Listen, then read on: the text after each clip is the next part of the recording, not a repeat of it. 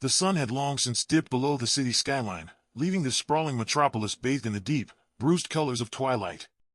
Inside the pristine showroom of Archer Motors, a sanctuary of luxury, the atmosphere was still bright, sterile, almost too perfect.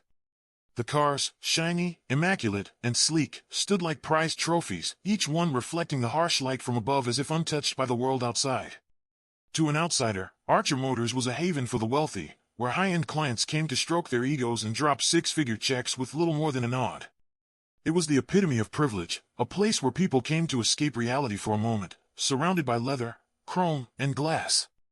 But Marcus Daniels wasn't just another customer. He wasn't supposed to be here. His worn shoes clicked against the marble floor as he stepped inside, the sound sharp and distinct in the otherwise silent showroom.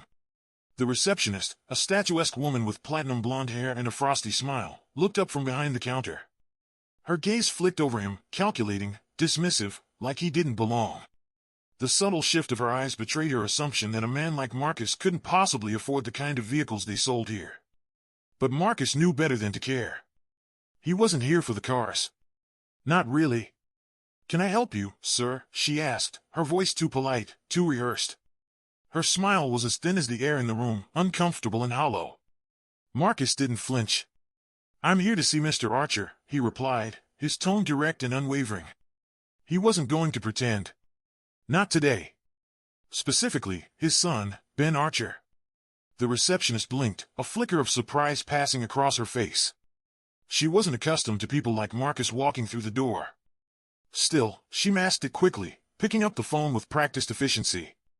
"Please, take a seat. I'll let Mr. Archer know you're here." But Marcus didn't sit.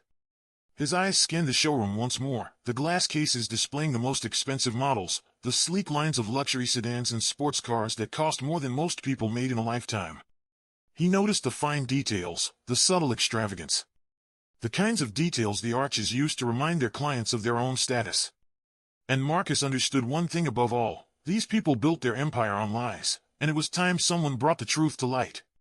The hum of the fluorescent lights above filled the silence until the door to the back office opened. A tall man stepped out, dressed in a perfectly tailored suit that fit him like a second skin. He was everything Marcus had expected, a polished version of privilege, with sharp features and a posture that screamed entitlement. Ben Archer, Jr., the heir to the Archer Motors legacy, walked into the room with a smile too practiced to be real, his gaze never quite meeting Marcus's eyes. "Mr. Daniels," Ben said, extending his hand, his tone full of false warmth. "I assume you're here to discuss one of our vehicles?" But Marcus didn't take the hand. He crossed his arms instead, the weight of his gaze bearing down on Ben. "No, I'm not here for the cars, Ben. I'm here because I know what you're really selling." Ben froze, his eyes flicking to Marcus in confusion. For a split second, the perfect mask of confidence slipped, just enough for Marcus to see the man beneath, someone who wasn't accustomed to challenges, someone who was used to controlling every room he entered. "I'm afraid I don't understand," Ben said, his voice still smooth but laced with uncertainty. "Oh, I think you do," Marcus said, his voice low and heavy with intent. "You and your family have been profiting off of people like me, people who don't have the luxury of buying their way out of their problems. You've been peddling privilege. And I'm here to make sure that stops today." Ben's face hardened, his smile faltering. "I'm not sure what you're implying, Mr. Daniels, but—" "Don't play coy with me," Marcus interrupted, stepping closer to Ben, his voice rising with each word. "You've been profiting off the system you've built, off the very people you pretend to serve. You've been selling cars to the elite, but those same elites are the ones squeezing everyone else out. They use places like Archer Motors to show their dominance, to remind people like me that they control everything." Ben's jaw clenched, his expression slipping into something darker. "You think you know what you're talking about?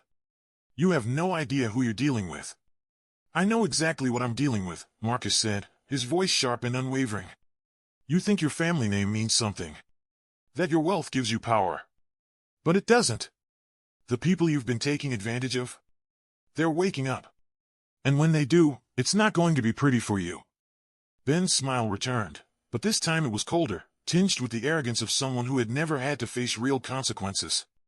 "You think you can just walk in here and, what? Expose me? Expose my family? You really think you've got something on us?" Marcus's eyes narrowed, the weight of his words hanging in the air between them. "I'm not trying to expose you. I'm trying to make sure you can't hide anymore." Before Ben could respond, the door swung open behind them, the sharp click of high heels punctuating the sudden tension in the room. The receptionist stepped inside, her face pale with a mix of fear and urgency. "Mr. Archer," she said, her voice trembling, "there's someone here to see you." "Someone from the bank." Ben's posture stiffened, and for the first time since Marcus had walked in, a flicker of something, fear, crossed his face. He glanced at the receptionist, his jaw tightening. He didn't want to deal with this right now. Not after the confrontation that was still hanging in the air. "I told you, I don't have time for," Ben began, his voice tight with frustration. "No, Mr. Archer, you don't understand," the receptionist interrupted, her voice trembling. They're here to speak about the accounts." The blood drained from Ben's face. "Accounts?" He suddenly looked like a man on the edge of a cliff, staring down into an abyss. His eyes flicked back to Marcus for a split second, as if seeing him for the first time. Whatever was going on with the bank, it wasn't good. It wasn't just a mistake. This was something bigger. "I need to take this," Ben said, his voice low and strained. "Excuse me." Without another word, he turned sharply and rushed out of the room, leaving Marcus standing alone, 1,000 questions swirling in his mind. As Marcus stood in the silence of the showroom, the weight of the moment settled around him. What was happening with the bank? How was it connected to everything he had just uncovered? Ben Archer wasn't just a privileged CEO, he was someone who was about to lose more than just his reputation. Marcus didn't know yet how deep the rabbit hole went, but one thing was certain, Archer Motors was hiding something. And Marcus wasn't leaving until he figured out what it was. The seconds felt like hours as Marcus stood alone in the showroom, the faint hum of the overhead lights the only sound breaking the eerie silence. His mind raced, the words from the receptionist echoing in his head. The bank? Accounts? The moment Ben had walked out of the room, something had shifted. A crack in the facade. Marcus wasn't here for a luxury car. He wasn't here to barter over a model or haggle over prices. He was here because Archer Motors wasn't just a dealership. It was a symbol of something far darker. A symbol of power and influence that had corrupted the system. And Marcus wasn't going to let them get away with it. Not now. He took a slow breath, steadying himself as he paced across the showroom floor. There was something going on, something deeper than just greed. Archer Motors wasn't just selling cars. They were part of a much larger game, one that had used their wealth and influence to perpetuate inequality, oppression, and an unjust system. And Marcus was about to tear that game apart, brick by brick. But as the tension in the room thickened, Marcus couldn't shake the feeling that he wasn't the only one playing this game. Someone, somewhere, was pulling strings he hadn't even seen yet. Minutes passed. The receptionist was still standing by the door, hesitant. She kept glancing over at Marcus, her nervous eyes betraying her unease.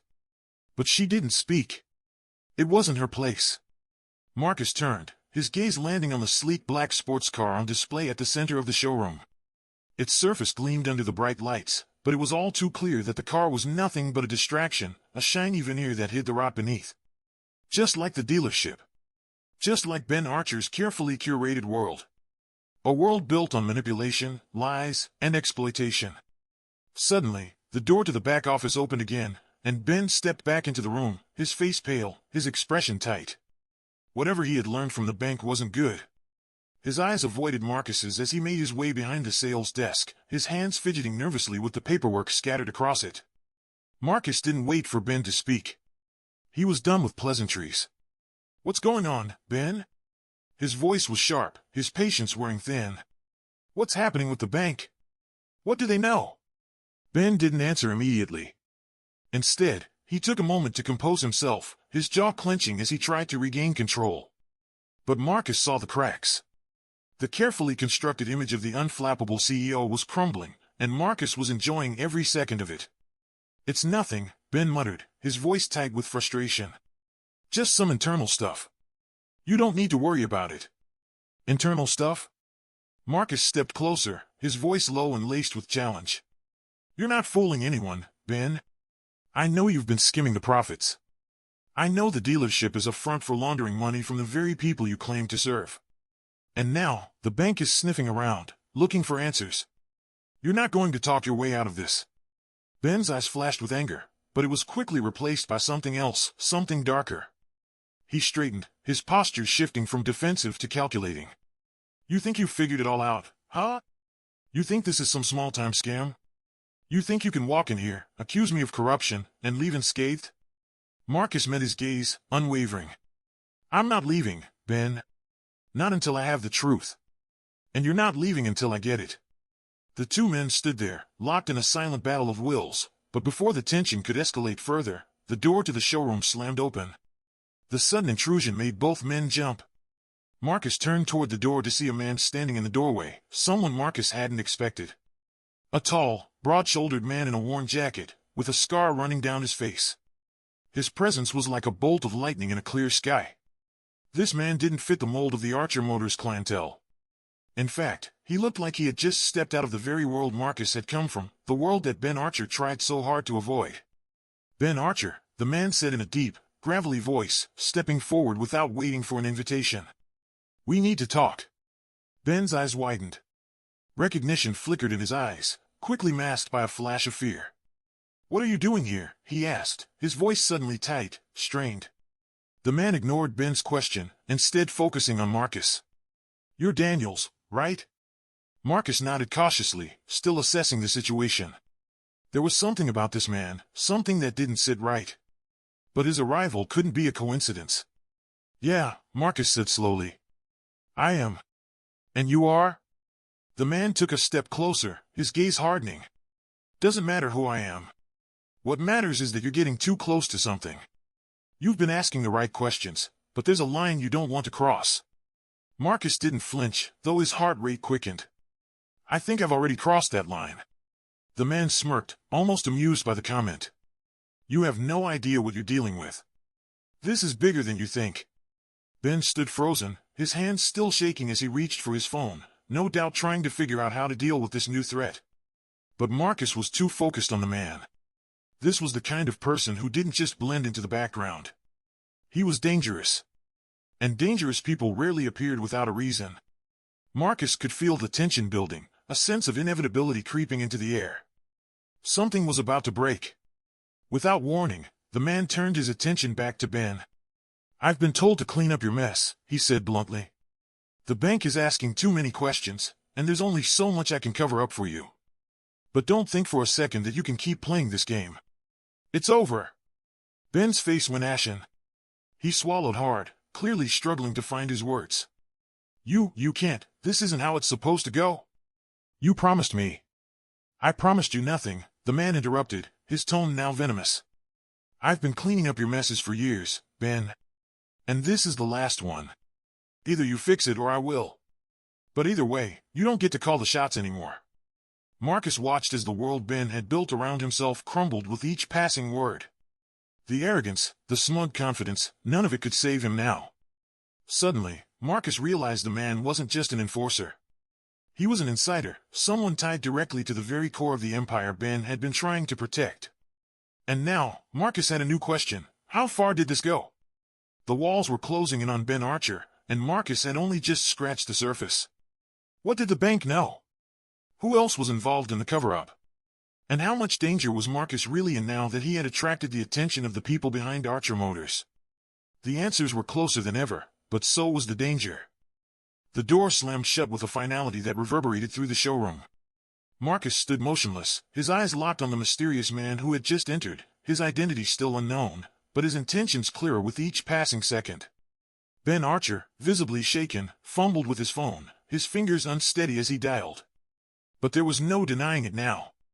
His carefully crafted world, the one built on privilege, corruption, and lies, was crumbling before his very eyes. And the man standing before him, this stranger with the scarred face, was the one sent to finish what had started. Marcus took a deliberate step forward, his gaze never leaving the enforcer's cold eyes. Who the hell are you? He demanded, his voice steady but laced with warning. The man's lips curled into a faint, almost dismissive smile. You can call me Jack, he said, his voice deep, like gravel grinding underfoot. He turned toward Ben, ignoring Marcus as though he were nothing more than a nuisance. I don't care what you think you can salvage here, Ben. You've crossed a line. The bank's not the only one looking to take you down. I'm just here to make sure it happens. Ben swallowed hard, his face pale, and for the first time, Marcus saw the cracks in his arrogance. The invincible CEO was losing control. "You promised me," Ben said again, his voice almost pleading. "You told me you'd protect me." "You said—" Jack's laugh cut him off, low and derisive. "Promised? I never promised you anything. You just never understood the game you were playing, Ben. And now, we're all here because you made the wrong moves." Marcus couldn't help but feel a twisted satisfaction. Ben Archer, the man who had spent years turning his wealth into power, was now trapped in a web he could no longer escape. But Marcus wasn't satisfied. Not yet. There was still something nagging at him, something about the connection between Archer Motors, the bank, and whatever Jack was involved in. He didn't have time for Ben's breakdown. He needed answers. And Jack seemed to be the only one who had them. "Why are you here?" Marcus asked, his voice hard and sharp. "What do you know about the bank's involvement in all this?" Jack slowly turned to face him, his eyes narrowing. "You've got a lot of questions for someone who's way over his head." He took a step closer to Marcus, and the air grew heavier. "The bank's not the only problem here. You're just scratching the surface, Daniels. You think this is about a few dirty deals? You have no idea how deep this goes." Marcus met his gaze without flinching. "Then enlighten me. Because I'm not leaving until I have the full story." For a long moment, there was only silence. Then Jack spoke again, his voice a low murmur. "It's bigger than you think. Archer Motors is a front for something far more dangerous. Your little crusade might end well for you, or it might not. But either way, you're in the middle of a power struggle that's been decades in the making." Marcus's heart raced as the words sank in. "Power struggle? What are you talking about?" Jack didn't answer immediately. Instead, he shifted his focus back to Ben, his eyes cold. "You really thought you could keep playing both sides, didn't you? The bank's getting too close, and now the people who have been pulling the strings for years are starting to take notice. They don't like loose ends." Ben's hands were shaking as he dropped his phone onto the desk, his head hanging low in defeat. "What do I do now?" he whispered, as though speaking to himself. "What do I do? I can't fix this." Marcus felt a flicker of something he hadn't expected, sympathy. Ben Archer had built his empire on lies, but now that empire was crashing down around him. No one had warned him that this would happen. No one had told him that the web of power he had woven was a dangerous one. But that didn't mean Marcus was going to let him off the hook. "You made this mess, Ben," Marcus said coldly. "And now you're going to have to deal with it." Ben lifted his head, his eyes wide with fear. "I didn't mean for it to go this far. I didn't mean to." Jack raised a hand, cutting him off with a dismissive gesture. "Save it. No one cares about your regrets now. You're out of time." Marcus's mind was spinning. What Jack had said about a power struggle, the strings being pulled behind the scenes, it all pointed to something far more sinister than just a dealership built on greed. The Archers weren't just selling cars, they were playing a dangerous game of influence, money laundering, and political manipulation. But who were they working with? Who were they really trying to protect? A new question rose in Marcus's mind, one that felt like a weight he couldn't shake off. Who's really in charge here? Jack turned his attention back to Marcus, his gaze calculating. "You're smart, Daniels. You've figured out some pieces of the puzzle. But the truth is, you're still playing checkers while the rest of us are playing chess." Marcus leaned in, his voice low but insistent. "I'm not playing games, Jack. I want the truth. Now." The enforcers studied him for a long moment, the air between them crackling with tension. Then, almost as if making a decision, Jack spoke again, his voice hard and deliberate. "All right. You want the truth? Here it is. Ben's father, Richard Archer, isn't the real power behind this operation. He's just a figurehead, a puppet. The real money is coming from a group of investors, a cartel, really. And they're untouchable." Marcus's mind raced as the pieces of the puzzle began to fall into place. The Archer family had always been in the spotlight, the face of luxury. But they weren't the ones calling the shots. The people behind the curtain, the ones who had been pulling strings from the shadows, they were the true power. "And you work for them?" Marcus asked, his voice steady despite the shock he felt. Jack gave a grim nod. "I'm just their enforcer. They're cleaner. I don't ask questions. I do the work." Marcus absorbed the information, his eyes narrowing. "A cartel? Behind a car dealership? It made no sense on the surface, but the deeper he dug, the more it began to fit together. The money, the influence, the connections, all of it led back to something far darker than he had ever imagined. Ben, still standing there, seemed to be fading from the conversation altogether, his world reduced to rubble. But Marcus wasn't done yet. "What happens now?" he asked, his gaze flicking back to Jack. Jack's smile was sharp, predatory. "Now, the game gets interesting. Because you're not the only one asking questions. And the answers you get, well, they might not be the ones you want." Suddenly, the door to the showroom opened with a quiet creak, and a figure stepped inside, a man in a dark suit, his face hidden behind sunglasses. His presence was chilling, like the calm before a storm. Jack's demeanor shifted immediately. "It's time to go," he said curtly, turning to Ben. "You've got one last chance to fix this." Marcus felt the air thicken, a sense of impending danger closing in. What was about to unfold?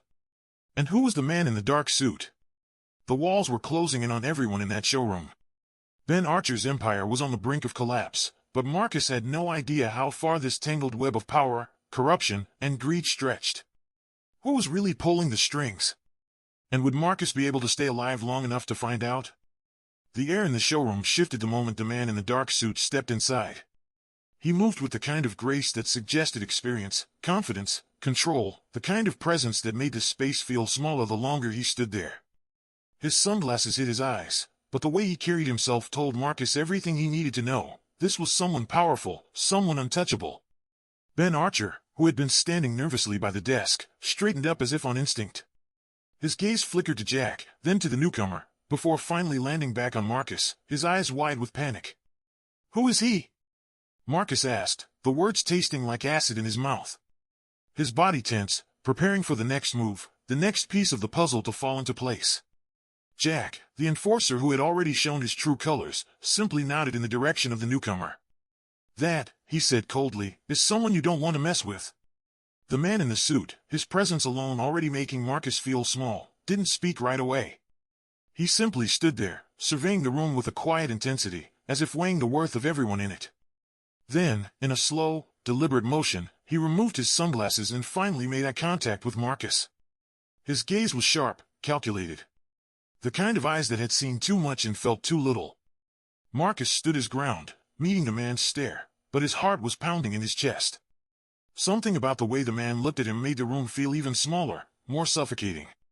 "Ben Archer," the man finally spoke, his voice smooth, his tone carrying an edge of authority that no one could ignore. "You've got a lot of explaining to do."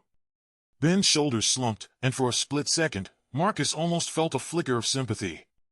The great Ben Archer, the CEO of a multimillion-dollar empire, now reduced to a shell of himself in front of someone who didn't even have to raise his voice to command respect. But then, Ben's voice broke through the silence, cracking with fear. I didn't mean for any of this to happen. It wasn't supposed to go this far. I just... Save it," the man interrupted, his cold gaze never leaving Ben. He took a step closer, his polished shoes making a soft clicking sound against the tile floor. "You've been playing a game you didn't understand. And now you've put yourself, and all of us, in a position we can't get out of without consequences." The room seemed to close in further, the tension palpable. Marcus could feel it like a weight pressing against his chest. What did this man mean by consequences? What had Ben really been involved in? And how much danger was Marcus in now that he had stumbled this far into the web? "Tell me, Ben," the man continued, his voice deceptively calm, "how much did you really know? About the cartel? About the people you were dealing with?" Ben opened his mouth, but no words came out. He looked between Jack, Marcus, and the man in the suit, his eyes darting desperately for a way out, but it was clear there was no escape. "I didn't know the full extent," Ben admitted, his voice barely above a whisper. "I didn't know what they were doing, or who was involved. I was just trying to keep the dealership afloat, keep the money flowing. But I swear, I didn't know it was this bad." The man in the suit didn't flinch. He didn't seem surprised, nor did he seem moved by Ben's confession. He simply nodded, as if confirming something he had already known. "I think we both know that's not the full story, Ben. You knew enough to keep the money coming in, enough to keep the corruption alive. That makes you guilty." Ben's face twisted in anguish. "Please. I was just trying to survive. They told me I had to play by their rules, or I'd lose everything. I had no choice. Marcus couldn't believe his ears. The man had tried to paint himself as some kind of victim, as if his greed and complicity had been forced on him. But the truth was far darker. He had built his empire on exploitation, on keeping people like Marcus down while enriching himself. The man in the suit, he had to be part of the cartel, or at least connected to them. And if he was here now, standing in this showroom with all the power in the room, that meant things were about to get a whole lot worse. Marcus felt a surge of anger at the lies, the manipulation, and the twisted game these people had been playing. But he couldn't afford to lose control. Not now. Not when he was so close to finding out the truth. I'm not leaving until I get answers, Marcus said, his voice steady, but with a weight behind it. His eyes flickered back to Ben, who was now visibly trembling, and then to the man in the suit. What's really going on here? What's the cartel's involvement in all this? And why are you here? The man in the suit finally turned his gaze back to Marcus, his lips curling into a thin smile. You're not as stupid as you look, he said, his voice dripping with disdain. But you're asking the wrong questions. Marcus stepped forward, ignoring the gnawing fear in his stomach.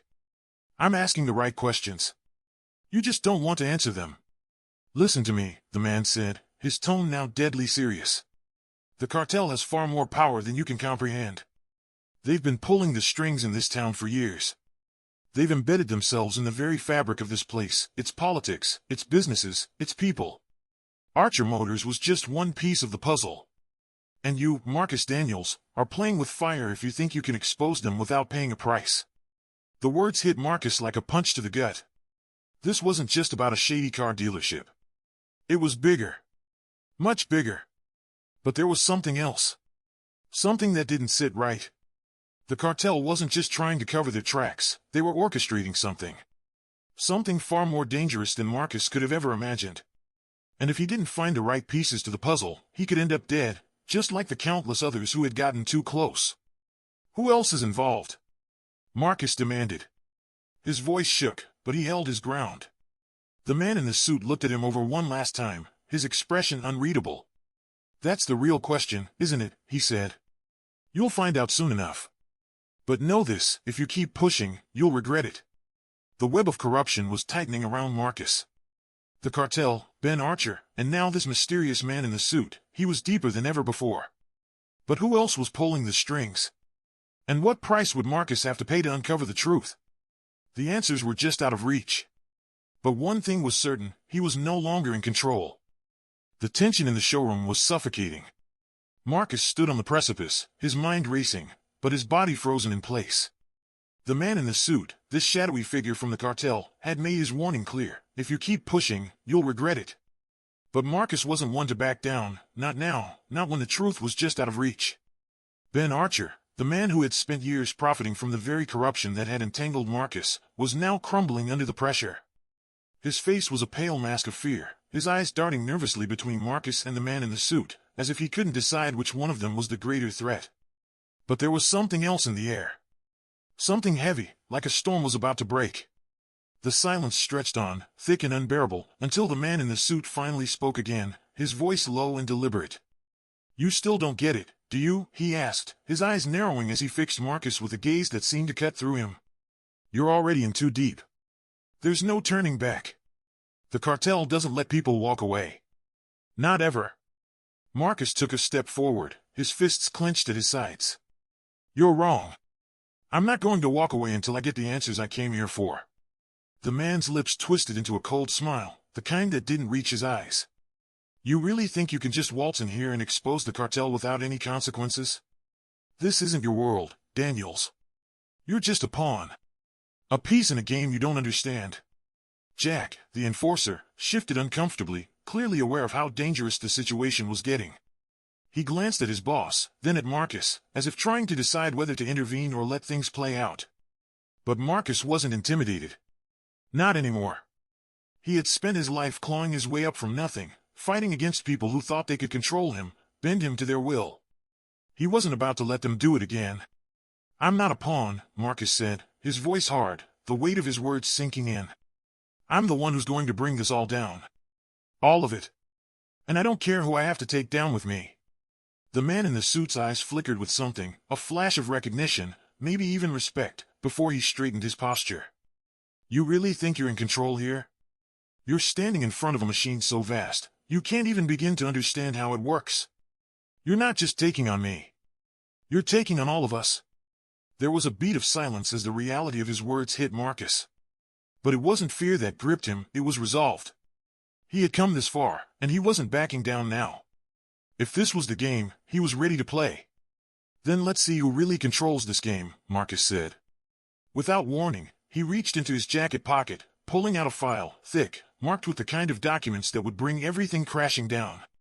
The files, the evidence he had painstakingly gathered over the last few weeks, everything that tied the cartel to Archer Motors, to the corrupt dealings that had plagued this town. Ben Archer's eyes widened as Marcus slapped the file down onto the desk, a sickening thud echoing through the room. You think I came here empty-handed?